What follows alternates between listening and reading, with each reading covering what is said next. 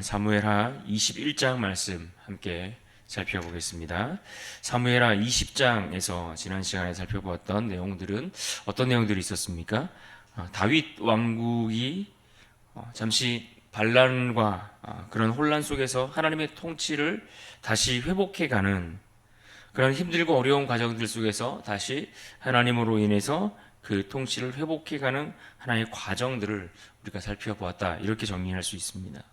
다윗이 군대 장관으로 삼았던 아마사를 요압이 죽이는 그런 일들이, 그러한 사건들이 발생하면서 정치적 혼란으로까지 이어질 수 있는 그런 상황들이었지만, 지혜로운 한 여인을 통해서 하나님은 모든 질서를 회복하는 방향으로 인도해 주셨습니다. 그렇게 세바의 반란이 일단락되고 다윗의 왕국은 다시 안정을 찾게 되었습니다. 그런데 오늘 본문 21장에 들어서면 그것과는 또 다른, 전혀 다른 성격의 어떤 문제가 발생돼서 그 문제를 다루고 있는데, 바로 기근으로 인한 어려움이었습니다. 3년 동안이나 기근이 찾아오면서 그야말로 백성들과 이스라엘 전체가 이 문제로 인해서 큰 어려움을 겪고 있었습니다. 그런데 문제는 이 기근의 원인이 바로 죄의 문제와 연결되어 있었다라는 것을 오늘 성경은 우리에게 말씀해 주고 있습니다. 1절을 보시겠습니다. 다윗의 시대에 해를 거듭하여 3년 기근이 있으므로 다윗이 여호와 앞에 간구하며 여호와께서 이르시되 이는 사울과 피를 흘린 그의 집으로 말미암음이니 그가 기브온 사람을 죽였음이니라 하시니라. 3년 동안이나 기근이 들자 다윗이 하나님께 그 이유, 그 근원이 무엇인지, 그 원인이 무엇인지를 여쭈었습니다. 그런데 하나님께서는 뭐라고 말씀하셨습니까? 사울과 그의 집안이 흘렸던 피, 다시 말해 그들이 기브온 사람들을 죽여서 피를 흘렸던 그 죄 때문에 이러한 기근이 찾아왔다라고 말씀하고 계시는 겁니다. 여기서 사용된 이 기근이라는 단어는 단순한 자연재해를 의미하는 말로 사용되었다기보다는 하나님의 심판과 징계의 도구로서 그런 의미를 포함한 단어로 사용되었습니다. 언제나 그렇듯 하나님은 이 죄의 문제를 그냥 넘어가시는 법이 없으십니다. 하나님은 죄의 문제를 간과하지 않으시고 그 죄의 문제에 대한 그 해결을 통해 온전한 회복이 가능하다는 것을 우리에게 말씀해 주십니다. 그러면 생각해 보십시오. 기브온 족속은 어떤 사람들입니까? 그들은 이미 여호수아 9장에 등장하는 가나안 원주민들인데, 여호수아 시대에 이스라엘과 언약을 맺은 자들입니다. 여호수아 시대에 그 가나안 정복 전쟁이 치러지던 그 당시 이스라엘의 그 정복에 두려워서 그들은 꾀를 내어 신분을 위장하고 낡은 옷과 그리고 곰팡이 난 떡을 가지고 와서 이스라엘과 평화 조약을 맺었던 족속입니다.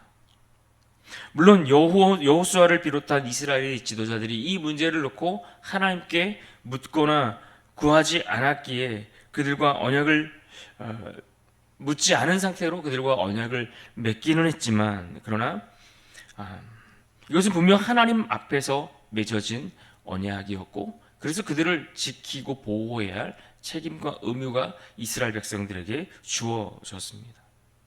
그렇게 이스라엘의 종이 되어서 나무를 패고 물을 깃는 자들로 존재하였던 이 기브온 족속들에 대해서 그들이 보호하고 지켜줘야 할 책임을 무시하고 사울이 그들을 죽였다는 것입니다.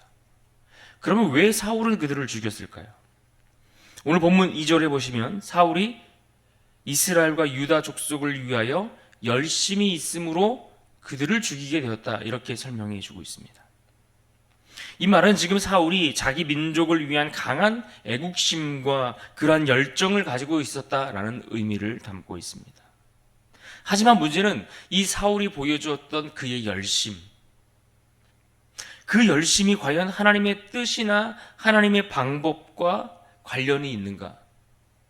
그 열심히 수고하는 그것이 하나님이 원하시는 뜻이나 하나님의 방법을 따르고 있는 것인가 질문을 던져봐야 합니다.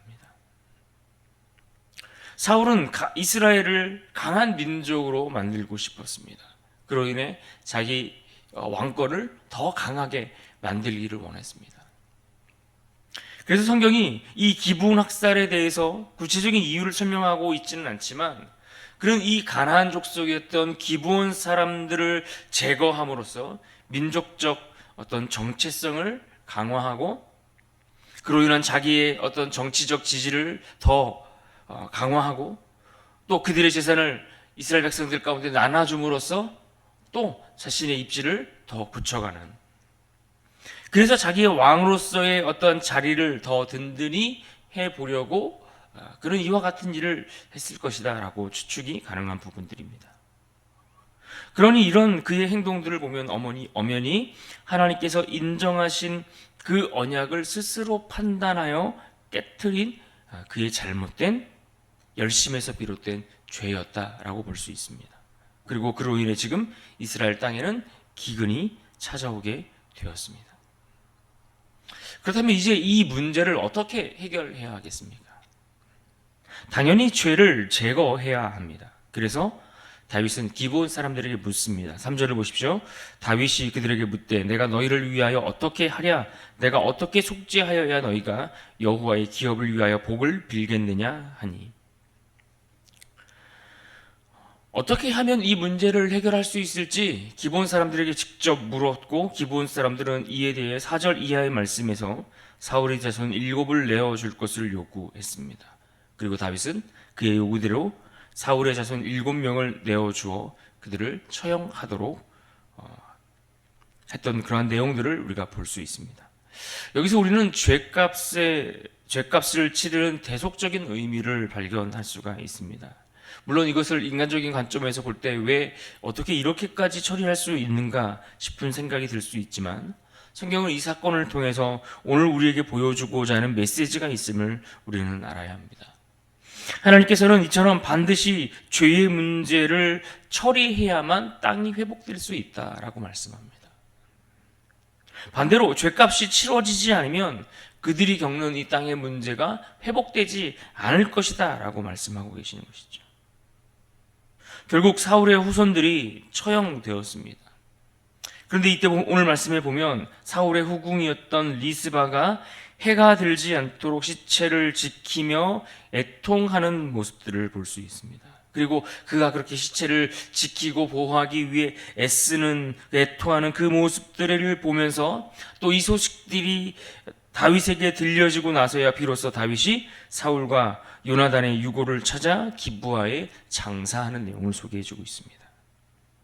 그러니까 이 리스바라는 여인의 행동이 단순히 개인적인 애통함을 넘어서서 그는 지금 이 사울 가문의 명예를 회복하는 그런 일들을 하고 있고, 또 이처럼 그의 이러한 열심들을 통해서 이 죄에 대한 문제가 해결되고 하나님의 축복이 회복되는 그 과정 속에서 그녀가 이와 같이 중요한 역할을 했다라는 것을 우리에게 보여주고 있는 것입니다.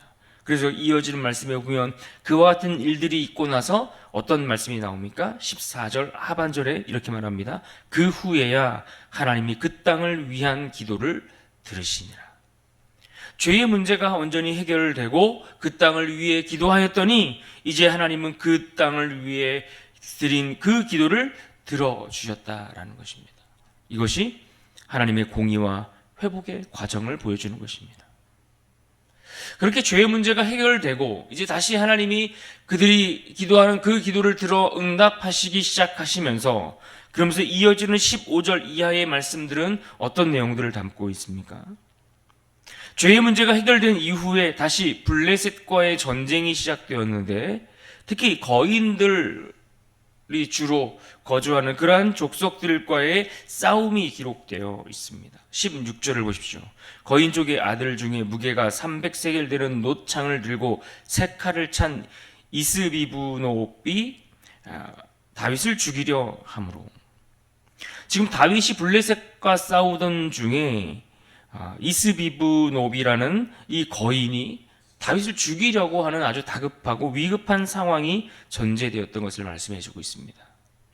그렇게 다윗이 그 전쟁에서 죽을 뻔한 그 위기 때에 아비새가 그를 도와 다윗을 구하는 장면에 대해서 말씀해 주고 있습니다. 그러면서 이 사건 이후에 다윗의 신하들이 뭐라고 맹세하며 다짐하며 이를 말합니까? 더 이상 다윗으로 하여금 전쟁에 함께 나가지 말자, 더 이상 전쟁에 참여하지 말자라고 말하면서, 그렇게 요청하면서 17절에 이렇게 말합니다. 스루야의 아들 아비새가 다윗을 도와 그 블레셋 사람들을 쳐 죽이니 그때에 다윗의 추종자들이 그에게 맹세하여 이르되 왕은 다시 우리와 함께 전장에 나가지 마옵소서, 이스라엘의 등불이 꺼지지 말게 하옵소서 하니라. 지금 다윗의 신하들이 다윗을 향하여 뭐라고 표현하고 있습니까? 이스라엘의 등불이라고 표현하고 있습니다. 이들은 다윗을 이스라엘의 등불이라고 표현하고 있지만 사실 이 장면을 보면 이 등불이 활활 타오르고 있다라기보다는 오히려 그 등불이라는 표현 속에서 다윗의 시대도 점점 저물어 가고 있다라는 것을 우리가 엿볼 수가 있습니다. 늘 승리하던 다윗, 늘 강하고 전쟁에 나가면 그 누구도 다윗을 함부로 상대할 수 없는 그랬던 다윗의 인생마저도 이제 시간이 흐르고 세월이 흐르면서 그 인생도 끝을 향해 가고 있다는 것을 우리 하여금 미리 엿볼 수 있도록 표현되고 있는 장면입니다. 그럼에도 불구하고 하나님은 오늘 말씀 속에서 이 다윗의 용사들을 통해 이스라엘로 하여금 승리를 얻게 해주셨습니다. 18절을 보십시오. 그 후에 다시 블레셋 사람과 곱에서 전쟁할 때 후사 사람 십부게는 거인족의 아들 중에 삽을 쳐 죽였고, 또 19절 말씀도 보십시오. 또 다시 블레셋 사람과 곱에서 전쟁할 때에 베들레헴 사람 야레오르 김의 아들 엘하나는 가드 골리앗의 아우 라흐미를 죽였는데 그 자의 창자루는 배틀채 같았더라. 말씀을 보십시오. 이 십부게가 블레셋의 거인 삽을 죽였고 엘하나는 거인 골리앗의 동생 라흐미를 죽였다고 했습니다. 또 다윗의 형이었던 삼마의 아들인 요나단은 손가락과 발가락이 각각 6개에 달린 거인을 쳐 죽였다라고 기록해주고 있습니다. 그러니까 당시 거인족들이 있었는데 이 거인족들을 상대로, 그 적들을 상대로 하나님께서는 이 다윗의 용사들을 통해 이스라엘에게 승리를 주셨고 그들을 보호해 주셨다라는 이야기입니다. 무슨 이야기입니까? 하나님이 죄의 문제가 온전히 해결되고 나서, 그 문제가 해결되고 나서 다윗에게 또한 승리가 이어지고 있다라는 것을 그런 흐름 속에서 이 말씀을 보여주고 있는 것입니다. 그렇다면 오늘 우리는 이 본문의 말씀들을 통해서 어떤 교훈들을 생각해 볼 수 있을까요? 먼저는 우리가 우리 삶의 죄의 문제에 대해서 이 문제를 우리가 어떻게 대해야 할 것인가를 생각해 봐야 합니다. 우리 삶에도 죄의 문제가 여전히 남겨져 있다면 우리는 이 문제를 가지고 속히 하나님 앞에 엎드려 해결받는 자리로 나아가야 합니다. 사울의 시대 때에 있었던 그 문제를 하나님은 지금은 다윗의 시대 때에 다루고 있습니다. 그러니까 하나님은 이 죄의 문제에 대해서 그냥 지나가시는 법이 없다라는 거예요. 사울 때에 있었던 그 문제를 다윗 때의 그 죄에 대한 물으시면서, 그 문제를 물으시면서 해결하기를 원하신다라는 겁니다. 그만큼 죄의 문제를 분명히 다루기를 원하시는 것이죠. 그래서 그 죄의 문제를 인정하고 회개할 때 비로소 하나님은 회복이 시작된다는 것을 우리에게 말씀해 주고 있습니다. 또 이 과정에서 다윗은 하나님 앞에 기도를 통해 이 죄의 문제와 그 원인을 찾았고 또 해결하고 또 응답받고 땅의 회복을 얻게 된 것을 우린 주목해 볼 필요가 있습니다. 이처럼 언제나 기도라는 것은 하나님의 회복과 능력을 경험하는 통로입니다. 어지러운 나라를 위해, 교회를 위해, 가정을 위해 우리가 언제나 이것들을 회복해 나가고 다시 세워가고 다시 원래 자리로 찾아가게 하는 그 통로는 바로 우리의 기도를 통해 가능하다는 것을 우리에게 말씀해 주고 있습니다. 하나님은 공의의 하나님이시지만 동시에 우리가 기도할 때에, 엎드려 회개할 때에 우리의 그 기도를 들으시고 응답하시는 은혜의 하나님이심을 우리는 함께 기억할 수 있습니다. 또 생각해 볼 것이 있다면 이어지는 그 말씀 속에서 블레셋과의 전쟁이 다시 시작되었을 때에 다윗이 힘을 잃어 그 위기 가운데 처해 있을 때에 그럼에도 불구하고 어떻게 다시 그들이 승리할 수 있었을까 하는 것입니다. 그것은 바로 그들의 용사들이 다윗을 대신하여 싸웠기 때문에 승리할 수 있었습니다. 다윗이 이제는 힘이 없고 연약해져서 더 이상 싸움을 싸울 수 없게 되었을 때에 다윗을 대신하여 그의 신하들이 싸워 나가듯 우리의 신앙은 우리의 대를 이어 우리의 다음 세대가 그 믿음의 싸움을 함께 싸워 나가야 한다는 것을 우리에게 가르쳐 주고 있습니다. 이 믿음의 싸움이 중단됨이 없이 우리의 다음 세대를 위해 다음 세대들을 통해서 또 그 다음 세대들을 통해서 이 믿음의 선한 싸움이 이어져 가야 함을 우리에게 말씀해 주고 있습니다. 특별히 이 블레셋과의 이 거인들과의 싸움은 바로 죄와 영적인 전쟁들을 우리에게 상징적으로 보여주고 있다고 할 수 있습니다. 이 싸움에 다윗과 또 그의 용사들이 끝까지 싸워 그 승리를 얻게 되었던 것처럼 우리도 믿음으로 주어진 영적 싸움을 우리가 미루지 아니하고 승리를 위해 끝까지 전진하는 그러한 신앙, 그러한 믿음이 되어야 할 것입니다. 우리 앞에 있는 그 믿음의 선한 싸움을 위해 말씀과 기도로 늘 무장하고 전진하는 그러한 인생으로 살아가기를 힘써야 할 것입니다. 오늘 본문 사무엘하 21장은 이처럼 기근이 하나님의 공의로운 심판임을 보여주고 있습니다. 하지만 그 심판은 죄를 해결할 때에 끝이 났고 그로 인해 또한 회복의 길이 열렸음을 우리는 기억해야 합니다. 그러므로 오늘 말씀 가운데 14절 하반절 말씀에 그 말씀을 기억할 수 있기를 바랍니다. 하나님이 그 땅을 위하여 기도를 들으시니라. 하나님이 그 땅을 위하여 기도를 들으시니라. 이 죄의 문제가 해결되고 그들의 기도를 들으시고 회복하시고 또 승리를 허락하셨던 것처럼 하나님의 용서와 회복의 그 약속을 오늘 우리도 붙들며 살아갈 수 있기를 원합니다. 그리하여 해결되지 않은 그 죄의 문제를 하나님 앞에 내어드리고 오늘도 주어진 삶의 자리 속에서 믿음의 선한 싸움을 싸워 나가며 그렇게 하나님의 회복을 경험하는 놀라운 은혜가 있기를 주님의 이름으로 축원합니다.